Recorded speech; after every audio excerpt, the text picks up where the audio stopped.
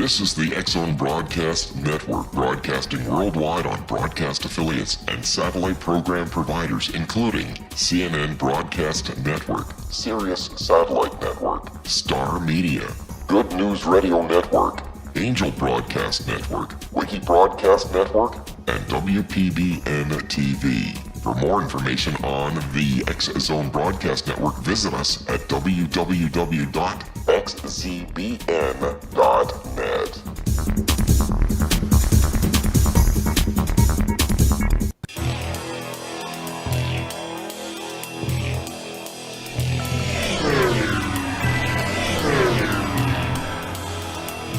This is A Different Perspective with Kevin Randle.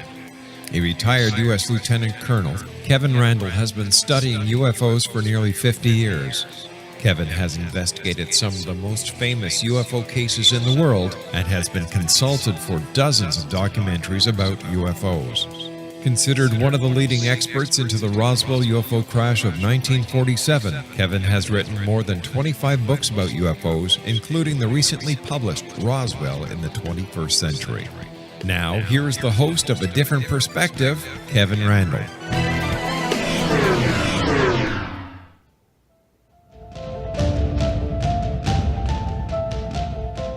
As promised last week, I am back. This is A Different Perspective, and I am Kevin Randle. I am joined this week by Greg Bishop, who has been lurking around the UFO world for eons.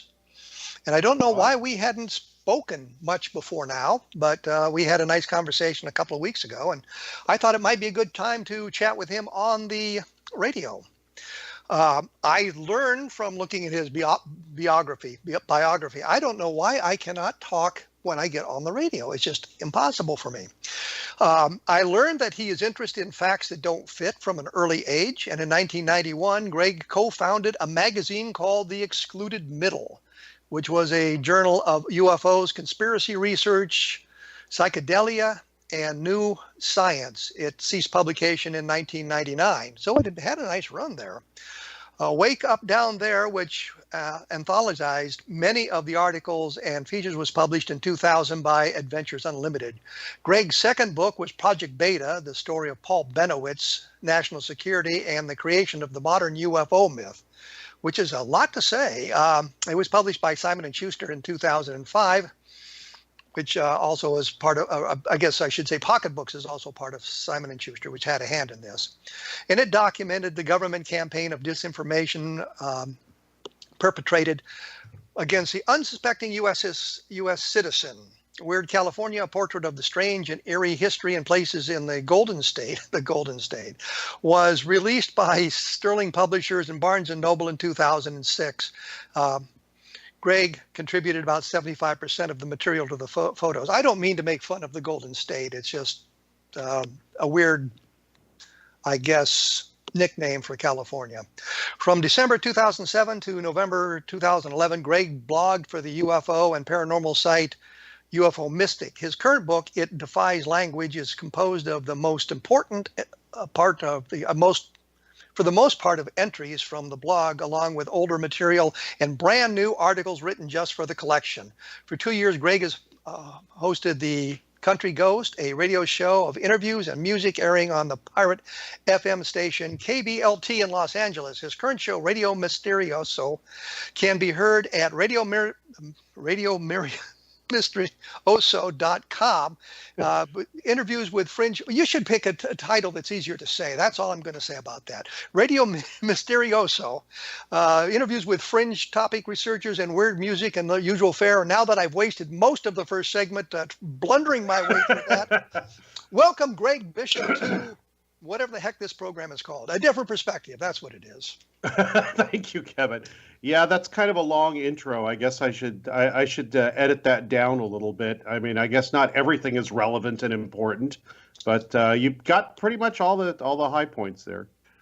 Well, I could have edited it myself as well. So just to he's been interested in facts that don't fit. Here's Greg Bishop. Yeah, that's perfect. I know the lame question everybody always says, how did you get started in this? But I'm going to avoid that question. Okay. And ask you in the current world, realizing we have less than 2 minutes left before the first break. Yeah.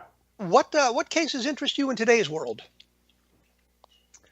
I don't know if I'm interested so much in cases, because cases have been logged for 50, 60, 70, whatever, long time, decades. And all it's taught us is something we already know. There's something weird that flies around in the skies that occasionally interacts with us and that we don't know the origin of, although we make some guesses. So cases, I don't suppose interest me as much. What more interests me is how we react to cases and what our physiology and our memory and our senses and all do when a UFO case happens. So my biggest question right now is what causes UFO reports, not how to study it better, not how much more scientific can we be. I think a lot of the big problem here right now is, or at least the problem as far as I'm concerned and interesting to me, is how do we react to the paranormal and why do we react the way we do? And what does that tell us about ourselves? Because I think we need to find out about ourselves before we make any assumptions about what's causing the reports, if that makes any sense. It does make sense, and we'll touch on it when we come back, but I got to take my first break here. As usual, I always mention this. There will be more information available at www.kevinrandle.blogspot.com, and you can take a look at Greg's website at radiomisterioso.com. We will be back right after this.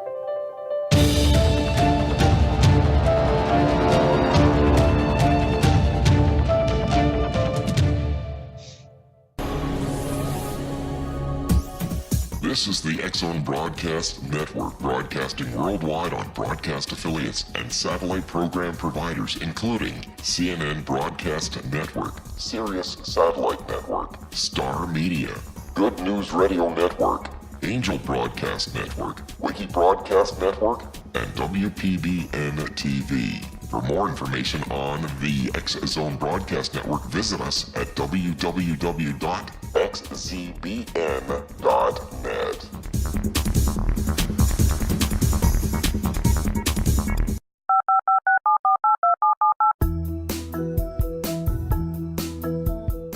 Did you know that when you're on the road with limited data or Wi-Fi, you can still listen to the X-Zone Radio Show with Rob McConnell, The Science of Magic with Gwilda Wiyaka, X-1, Dimension X, Space Patrol, and every minute of the X-Zone Broadcast Network by calling 213-401-0080, courtesy of Audio Now. No smartphone, app, or internet needed. It saves your data plan and it's free if you have unlimited minutes. Call 213-401-0080 to listen on any phone, anytime, anywhere. Remember 213-401-0080 for the best of the paranormal, parapsychology, and sci-fi radio programming anywhere, 24/7, 365.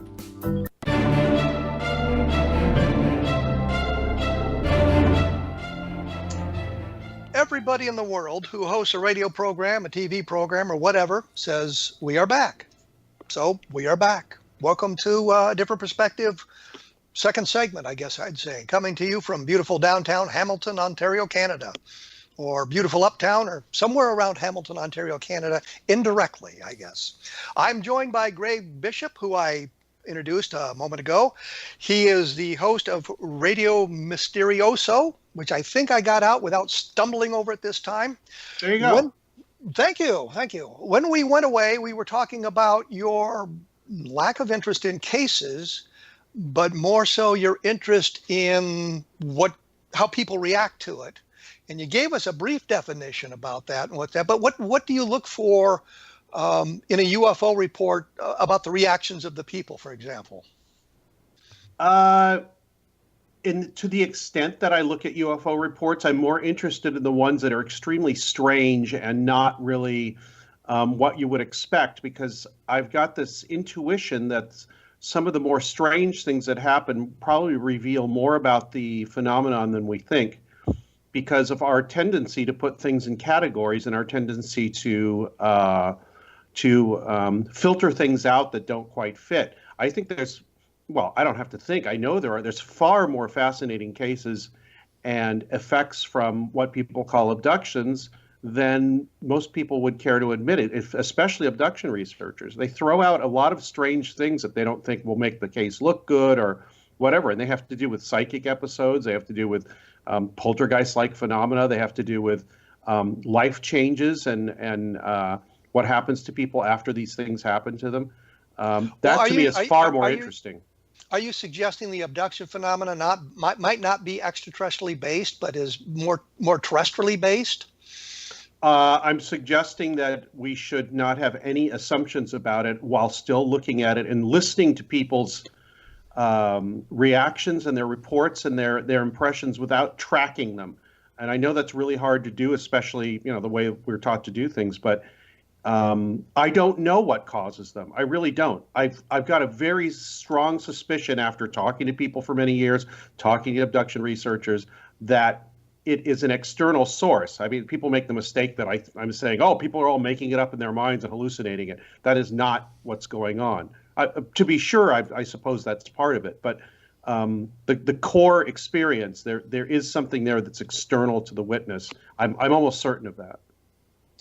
When you say something external to the witness, I'm thinking, and I know from my own research into the abduction phenomenon, that one of the triggers for it is something known as sleep paralysis, which is a phenomenon that wasn't really well known when the Barney and Betty Hill case came about, which may not be sleep paralysis at all, but became better known with the publication of the book The Terror That Comes by Night, and the author's name escapes me at the moment.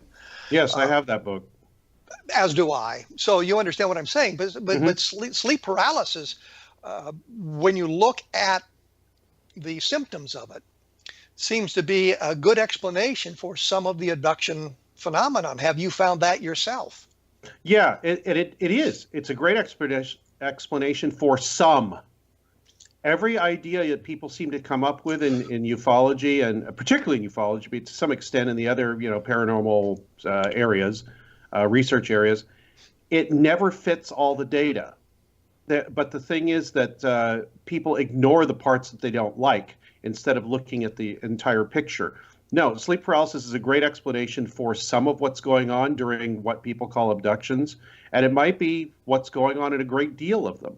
But I don't think it answers all the questions, such as, how does this happen to multiple people? How do you explain the physical manifestations, marks on people's bodies, all things like that. I don't know if that's coming from aliens, but I don't think sleep paralysis explains all of that. Have you mentioned that in I guess a public forum, that sleep paralysis may explain some of the abduction phenomena? The reason I ask that is I'm more interested in what the reaction of people is to your suggestion of that. I've mentioned it to the extent that anybody really asks about it. I've mentioned it, and of course the reaction is what you'd expect. It's extreme hostility from people that believe the standard alien abduction thing, and cheering and stomping from people that are completely against it and think there's nothing to it whatsoever except sleep paralysis. So that's part of the reason my magazine is called Excluded Middle, because I don't really consider myself in either of those camps. I'm very interested in the phenomenon, but I don't, at this point, I'm trying not to have a, what would you call it? I have an extreme agnosticism about what the cause might be, because if I don't have that, I think I'm going to start tracking myself down a theory, and the theory is not going to hold in every instance. And so keeping my mind completely open about what might be going on is far more interesting to me. Well, I've thought for a long time, and I've noticed this, Russ Estes, Bill Cohen, and I did a book called The Abduction Enigma, yes, good Lord, two decades ago. And we suggested that sleep paralysis was part of the problem. And the reaction was complete hostility. Nobody wanted to hear any of that, even though we prefaced it by saying, this does not explain every abduction case. It explains some of those, and the symptoms of sleep paralysis matched the abduction phenomenon. And nobody seemed to be attempting to set up some kind of protocol to separate sleep paralysis from other kinds of abduction. Although Catherine Martin had said at one point they were trying to develop such a protocol, and I don't know if they were ever successful. But that was why I asked that. And in the course of the book, I'm going to throw something out here which will garner great hostility, which is what I thought of more of a throwaway statistic as we were looking at the people who had claimed alien abduction, and we found that there was a disproportionate number of people who identified as homosexuals in the population, the abduction population, and we thought that was a bizarre statistic, wondering if there might be some relationship between believing you've been abducted and homosexuality, or a lack of sexual preference whatsoever, a completely asexual, I guess, existence, and people went nuts. And I said, but the follow-up question would be, are there other inherent invisible traits that we might test for? Blood type. Right. Is there a preponderance of a blood type that is not represented by the population? What about college education? Are there more college educated people being abducted than high school graduates type thing? Yeah. And why is there seeming to be a lack of people of color, to use the politically correct term of today's environment, a lack of them in the abduction population? They seem to be almost historically everybody is white. And does the abduction phenomenon in the United States match that in other parts of the world? Yeah, these are very interesting questions. I think the people of color question might be because I don't think any of the abduction researchers go and talk to those people. A lot of the abduction researchers, I mean, the people come to the abduction researchers as opposed to them going out and searching for those, although I think ads have appeared in newspapers and that sort of thing. Yeah.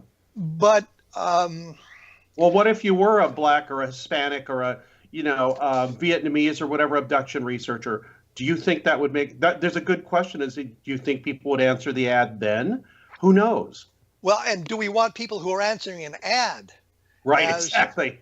as a research subject, as opposed to people that we sort of search out. I wanted to say one other thing. I'm not saying that's not, it's not true because the people, they don't feel like they're safe about talking about it. I don't know. It might be because it is race-based, and who knows. I don't have a preconception about it at all. All these things I think should be on the table without getting, politically excited about it, just to see what's going on and to assure people, look, we don't have an agenda trying to say that gay people are weird and they think they've been abducted. That I'm sure a lot of people made that assumption when you even brought that up. And the question was, well, what was your research sample? And I'm thinking Bud Hopkins was making predictions based on a research sample of 9 people.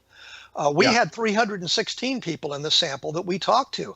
And that was not a first question that we asked. It came out of the research with lots of other people. We suddenly discovered that there was a disproportionate number of gay people involved in the various groups, abduction groups, the get-togethers like that. And we thought that was kind of an odd thing and wondered if it should be looked at. What about left-handed people? Are more left-handed people involved than are generally in the population? Yeah. I think Mark Rodiger did a study, and his sample, I think, was like 35 people. So it's certainly not a massive, but he found that there were more left-handed people involved in the abduction phenomenon than you would expect. But the sample size kind of argues that it may just have been a blip in the the effect of a small sample size. But these were all questions that we thought should be answered. And the other thing that we had said in the book, at least asked. The other thing we said in the book was that the research had not changed in 10 years. It was all case study, in psychology, what we'd call a case study. But here we are 20 years after the book, and it's still being done the same way. Nobody has made any advancements in the study of the abduction phenomenon. Well, hence my idea of UFO research being done by small groups quietly and without any outside pressures of TV, radio, book deals, any of that stuff. I think the pure research, unfettered pure research with people communicating by the internet is probably the future of things, and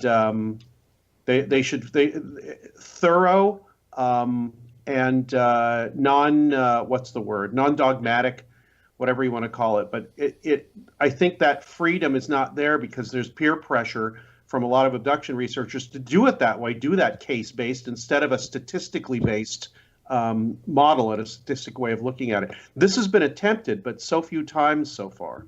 I mean, I think you guys are probably one of the first ones.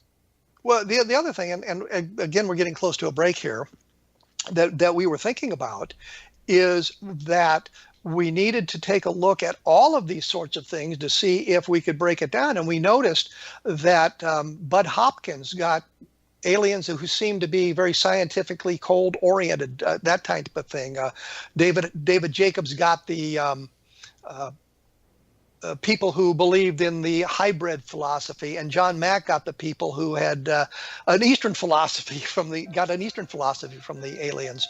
And we asked about that, and John Mack actually said, and I think in Brian's book, and I think it's on page 234, said that he was surprised about this matching of abduction researchers to the core abduction tale, and wondered why that was. And we flipped it and figured that it was actually the abduction researcher kind of implanting his philosophy on the, unconsciously implanting his philosophy. Yes, I agree with you. On the subjects of that. Yeah, well, you can't really help it. I mean, you have to actually make a conscious effort, and in a way that you look at data and you go at things in a way that may go against what your core belief system is, because you have to keep your belief system out of it, which is very difficult. And that was the thing that we noticed, that there was a flopping of the belief structure. And I think Richard Boylan proved that when he took two women who'd come to him for satanic ritual abuse and flipped them over into believing they had been abducted instead.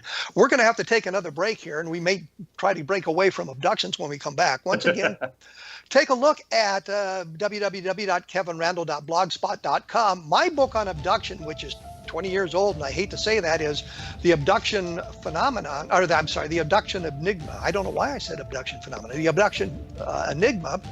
I will return shortly, just after this, with Greg Bishop at Radio Mysterioso. I don't know why I can't say that, so stick around. We'll have something more to say.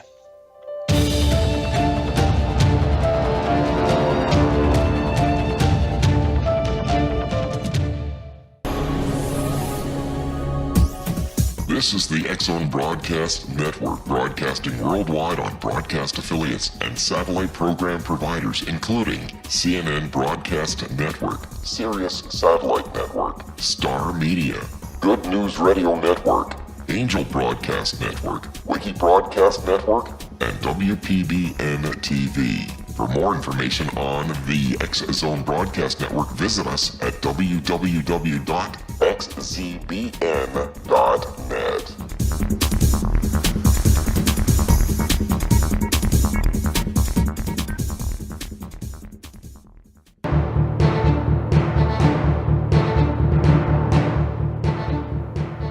Greg Bishop has joined me today.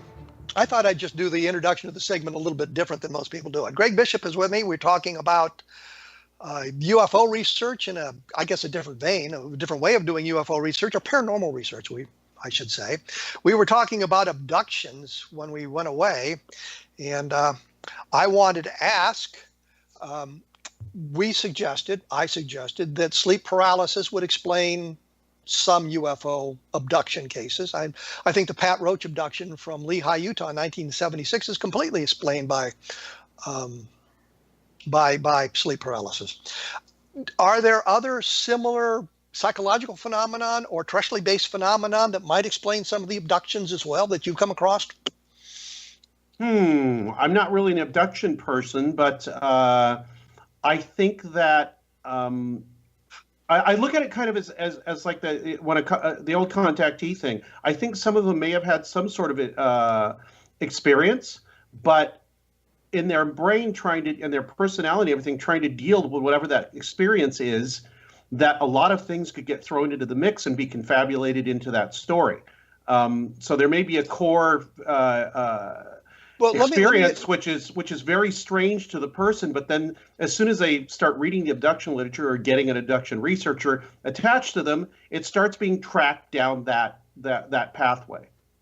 Well, yeah, that's exactly right. I was going to interrupt you to merely say that confabulation is a creation of a memory, a belief in the mind that is not necessarily true. The person isn't consciously lying about something. They believe what they're saying is true, even though it isn't based in our shared reality, I guess I would say. If you drink a lot, you might confabulate the blackout periods, meaning simply that during the blackout period you don't remember what happened, but you think you know what happened, that sort of thing. But it's not necessarily related to alcohol or alcoholism, that sort of thing. Well, the mistake people make is when you explore these areas, you think that they're saying that people are drunk, making things up, insane, they're gay, so we shouldn't listen to them. But you're not saying that. You're saying, let's keep the door open and look at all these possibilities so that we can eliminate anything that seems to be mundane. And what is left when we eliminate the mundane? I think there's something left there in a lot of cases. I'm not sure what that is, though. That's one of the things that I've always thought about. I mean, if I suggested, well, it's not just an abduction, but if I suggest a solution to a case that's been a long-held case of this is a real, honest-to-God flying saucer, and I say flying saucer meaning alien spacecraft as opposed to UFO, which means we don't know what it is. Mm-hmm. But if I provide a solution, I am surprised at the pushback, no matter how much evidence is presented that this is the solution to the case. And I think Charles Whitted here, the airline pilots who saw the cigar-shaped craft with the square windows back in 1948. And mm-hmm. I now believe what they saw was a bolide based on other similar events where we know the solution to the case. And I'm surprised at the pushback. Well, it doesn't really match what they said, but the drawings look like those that was the Zon 4 re-entry with the cigar-shaped craft and square windows, and we know exactly what it was. And if you look at, there's a meteor compilation on YouTube that you can look at, and it shows meteors breaking up, and you look at that, and you can see, if you just saw it momentarily, it looks like a lighted cockpit with windows behind it. But we know what it is, because the mind tends to create patterns where there may not be any pattern. So we look at all of that sort of thing, but we run into that kind of pushback. And I think you've run into that kind of thing when you've offered explanations for unusual phenomenon or whatever.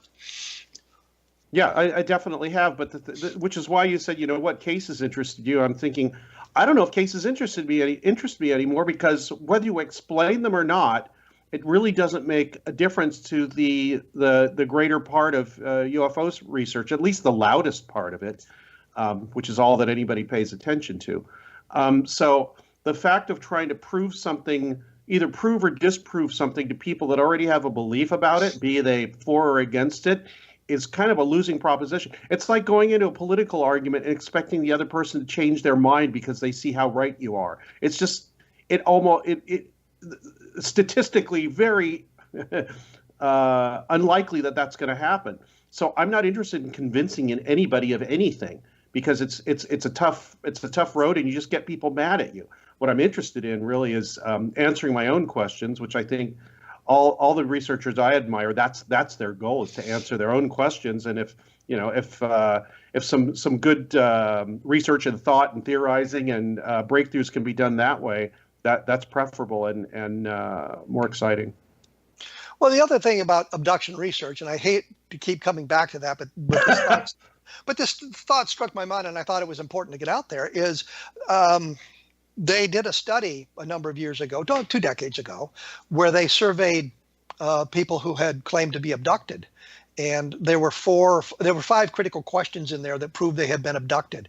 And they extrapolated from all of this that 3 to 6 million people had been abducted in the United States. And I'm thinking, this is preposterous. Think of the logistics. Where are all the spacecraft hidden? Wouldn't they have just filled the skies if you're abducting that many people in the United States? And what about the rest of the world? So the logistics didn't make any sense to me, but you can't argue that with people because they just refuse to look at that. And then we found out, of course, they changed the parameters of the study when they had I think there were 6 critical questions, and when they studied it statistically for that, they found out the number of people being abducted was virtually 0. So they eliminated one of the questions, and then it became the 3 and the 6 million. But and that kind of gets back to your point, which is they were looking to validate the abduction phenomenon, not actually learn anything about it, because when their study didn't show what they wanted, they changed the parameters of the study. Yeah, and I found that very interesting. Yeah, and that's happened in not just in abduction research and scientific research and everything. People are self-selecting things so that their premise looks good. It's just I think it's more dangerous in this case because I think there's more of an onus on people studying this weird stuff to be a little bit more strict, circumspect, and non-dogmatic, and what's the word? Neutral in what they're talking about. But the culture doesn't, the UFO culture doesn't allow that. You have to have something that fits the story, gets people excited, and it doesn't really matter whether it's quote unquote true or not. It just what matters is the story. I mean, just look at the recent MUFON symposium.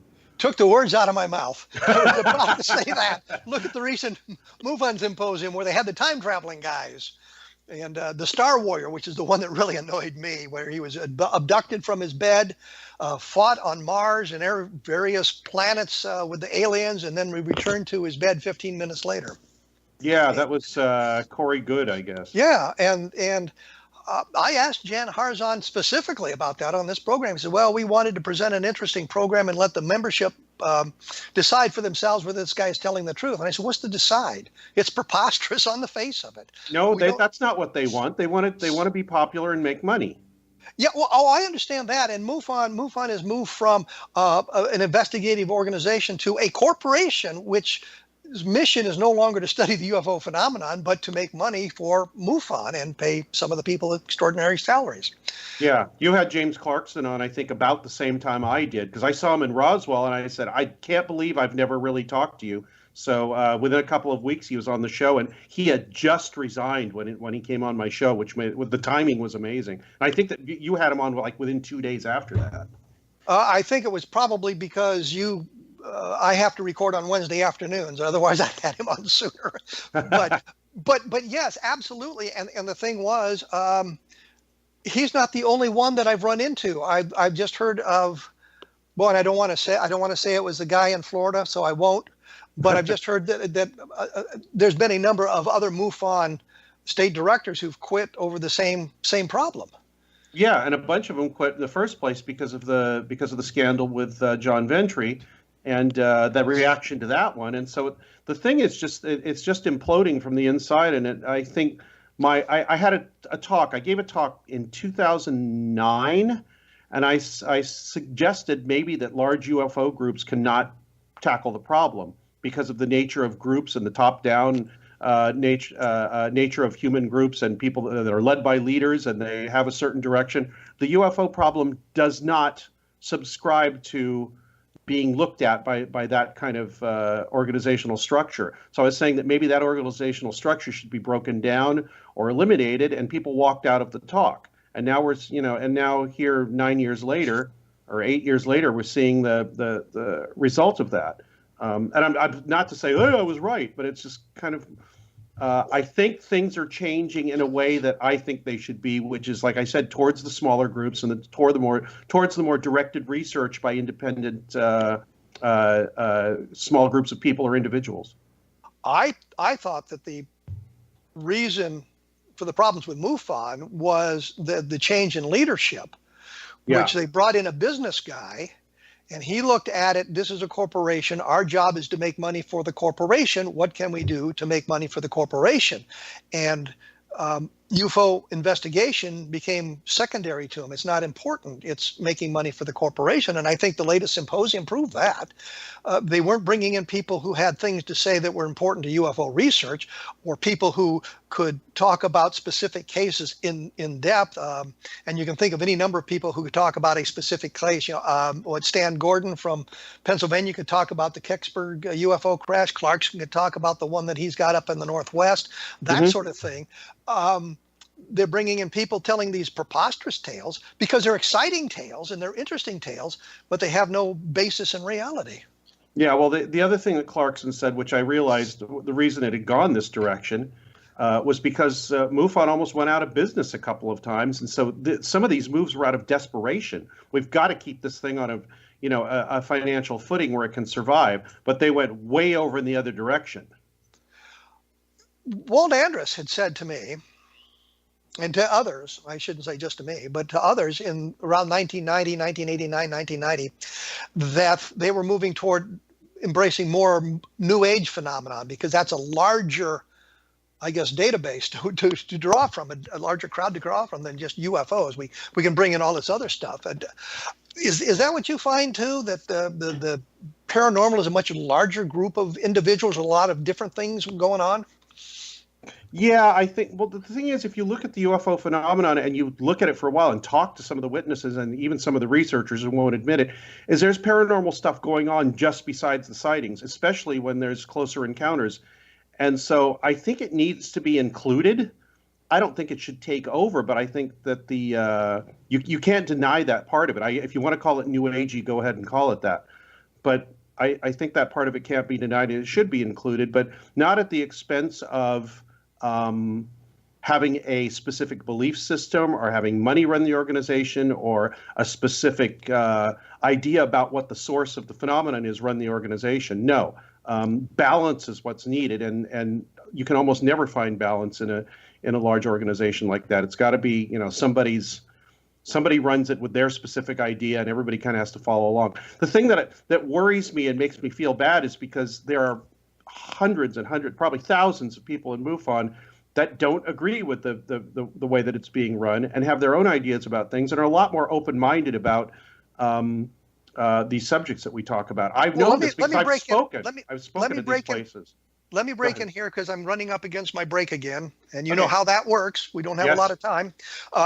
For more information, take a look at www.kevinrandle.blogspot.com and take a look at radiomysterioso.com to learn a little bit more about Greg Bishop and what he's doing with his organization, his program, and that sort of thing.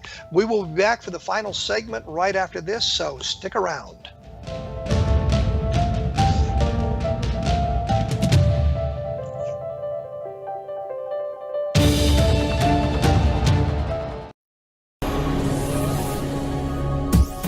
This is the X-Zone Broadcast Network, broadcasting worldwide on broadcast affiliates and satellite program providers, including CNN Broadcast Network, Sirius Satellite Network, Star Media, Good News Radio Network, Angel Broadcast Network, Wiki Broadcast Network, and WPBN TV. For more information on the X-Zone Broadcast Network, visit us at www.xzbn.net.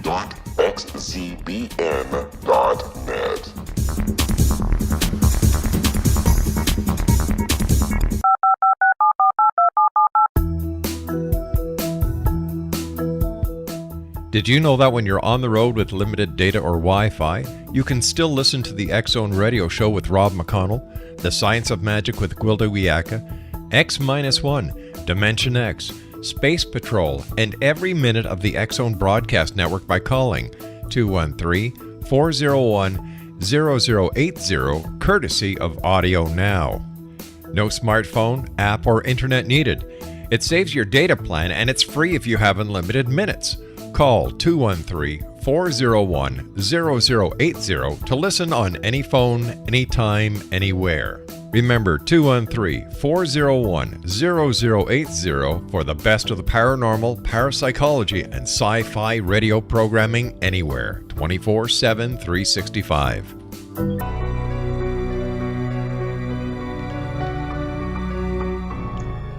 I am joined by Greg Bishop, who just closed the window for some bizarre reason. There was a leaf blower outside. You don't want to hear that. I'm in Los Angeles. It's a leaf blower. Listen. You hear it? No. Oh, okay. But we understand that in Los Angeles you can't rake leaves, you have to blow them. Yeah, you have to blow them out into the streets. They blow right back into your driveway. Yeah, of course. Or into the neighbor's yard. Yeah. But we digress here from the importance of UFO research. I wanted to say before we get much deeper, we're not trying to trash MUFON here. Although it may seem like that because I always end up doing that. And, Oh, I was trying to stick up for him at the end there. well, and that's the point. We can kind of see what's going on here, and we understand the monetary necessity for bringing in membership, but I don't think it should be done to the exclusion of the research, which is supposedly the original mission of MUFON. Yeah, and it has fallen off that track very severely. Like I said, what I feel bad for is the people who are sincerely interested in this subject do not agree with the direction that the organization has taken, and still this is their only connection to other people that are interested in the subject and in hearing news about it. And some of them really want to do good work, and they have to have something to be able to do that. People are telling me, it's like, well, what are they going to do without MUFON? I was thinking, well, if you've got an important research project and you think it holds some water and you really want to go ahead with it, you can go and do online funding. I think many good things have been done with online funding, and I think that might be the future of some more important UFO research. I would think it's not necessarily the funding, because I know I've spent an awful lot of my money on UFO research without any expectation of reimbursement whatsoever. Because it's of interest to me. But I think that it's more sharing the information with others of a similar interest. I was going to say mindset, but that's not really right. It's a similar interest. But the internet allows you to do that as well. Yeah, you don't need a large organization to do that, and this can be fragmented along lines of interests. And I think that'd be great, because that frees up people to explore different options, rather than have everybody saying we've got to prove aliens are coming here from other planets in structured craft, which is still, I believe, the MUFON credo. Well, I think if you look at the possibility, if you accept some of the cases as authentic, that is the most logical answer for some of them, as opposed to interdimensional beings, as opposed to time travelers from our future. But those are also possibilities. When you look at it, I personally don't think it's time travelers. I wished it was time travelers, because there's all kinds of things time traveling would allow me to answer. Why did Custer really split his forces the way he did at the Little Bighorn, that dumbass?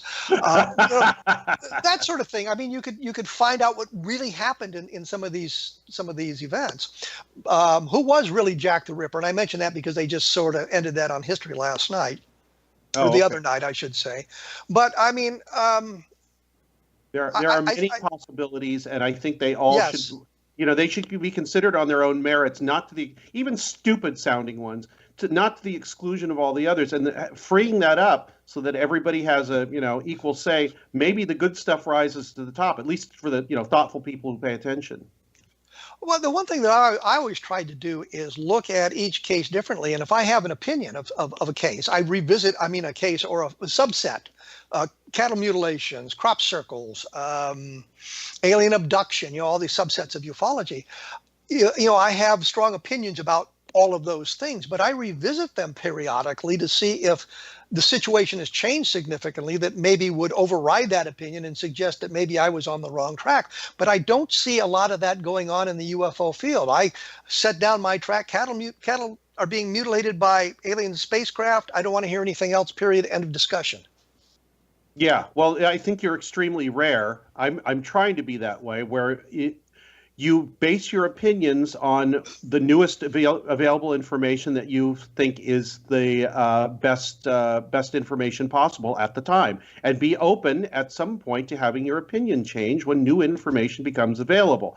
That's how you learn. That's how knowledge is gained, and breakthroughs are made. It's not made by saying, I've got a certain idea about things and nobody's ever going to change my mind. That's kind of how we got in the political situation we're in now. So, and especially for something like, supposedly scientific study of UFOs, you can't be that way and say that you're scientific. Well, that was the thing that I was thinking about, that I look at it that way and I just assume everybody else does, realizing, of course, that's not true. Oh, not at all. You cannot say anything derogatory about specific people in the field, even though it's clear that those people are not telling the truth. But the backgrounds of some of the people are just horrendous, and the audiences flock to them, no matter what sort of horrific crimes they may have committed in the past, as long as they're, I guess, Telling a good story.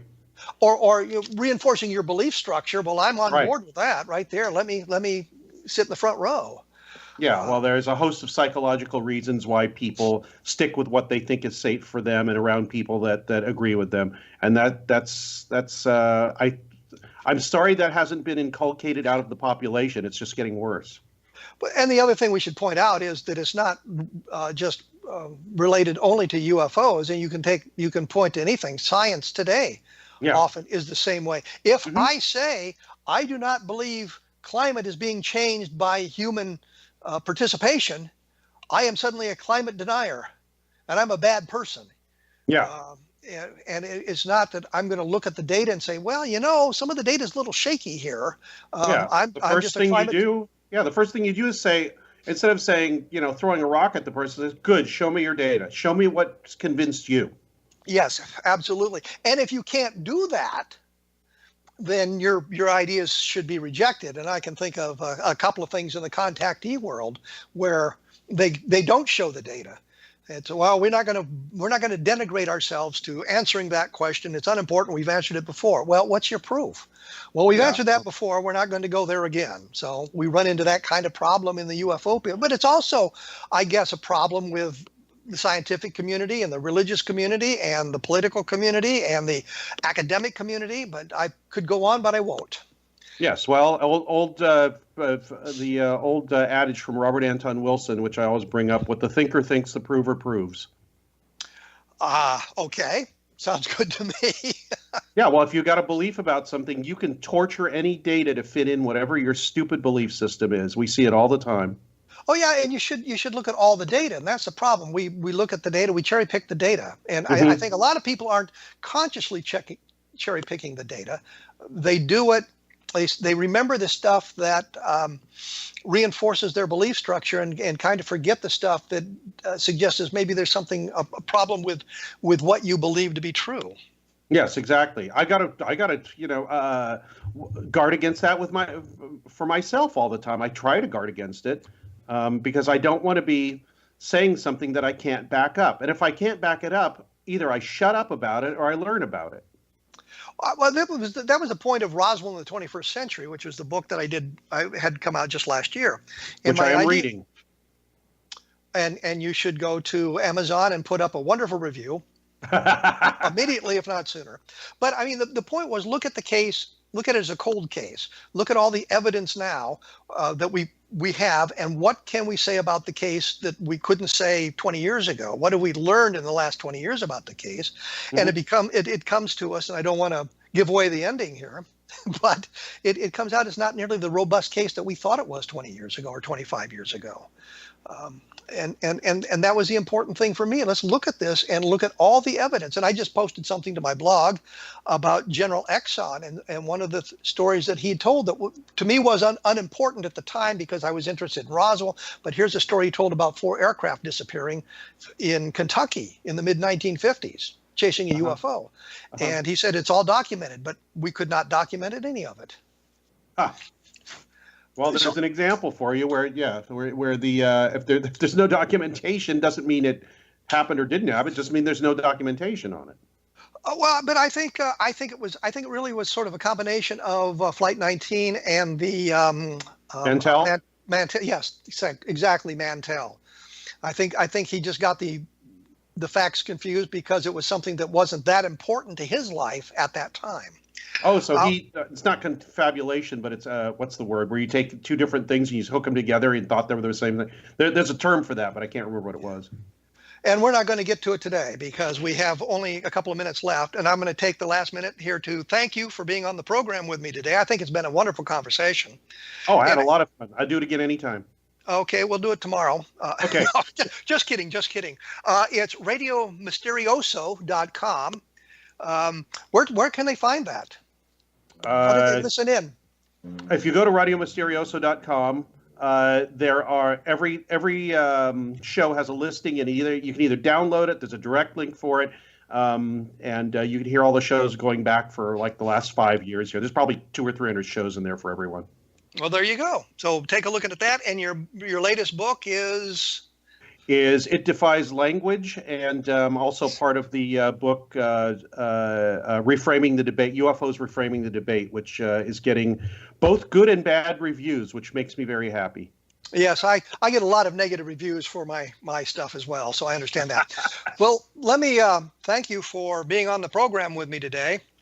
And All right, we'll have to do this again sometime soon, I think. That was Greg Bishop. And as I said, it's radiomisterioso.com to take a look at him. You can find more information in my blog, www.kevinrandle.blogspot.com. And there's a lot of shows on the X Zone Broadcast Network that you might want to listen to as well, or probably do want to listen to, because there's a lot of good shows on there as well.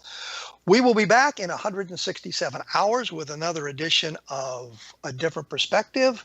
And if you get a chance, take a look at Roswell in the 21st Century. I think it'll answer a lot of questions that haven't been answered before. So thank you for joining us today.